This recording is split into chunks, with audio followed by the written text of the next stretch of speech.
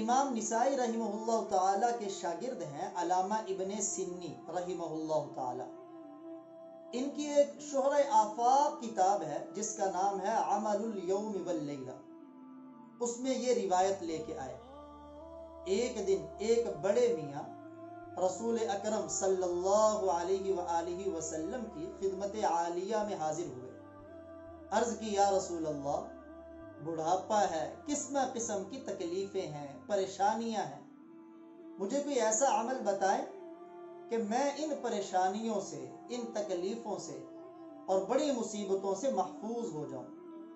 تو آپ صلی اللہ علیہ وآلہ وسلم نے ارشاد فرمایا، جو میں عمل تمہیں بتانے لگا ہوں، اگر صبح و شام اس عمل کو تم 3 مرتبہ کرو تو 4 بڑی بیماریوں سے تم محفوظ رہو گے.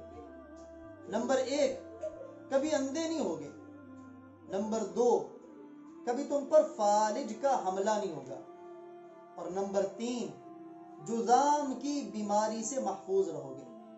یہ اتنی خطرناک بیماری ہے کہ جس کے اندر انسان کا جسم گل گل کے انسان سے گرنے لگ جاتا ہے.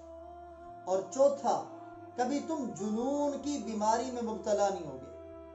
جنون، اسے دوسرے لفظوں میں آپ کہیں کہ کبھی ٹینشن کے اندر مبتلا نہیں ہوگے. ٹینشن بھی ایک قسم کا جنون ہے، جو آج ہر دوسرا تیسرا بندہ ٹینشن کی بیماری میں مبتلا.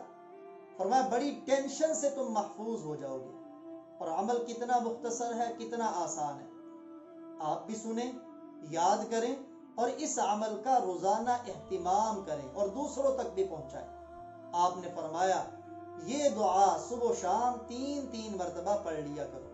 سبحان اللہ العظیم وبحمدہ ولا حول ولا قوة الا باللہ.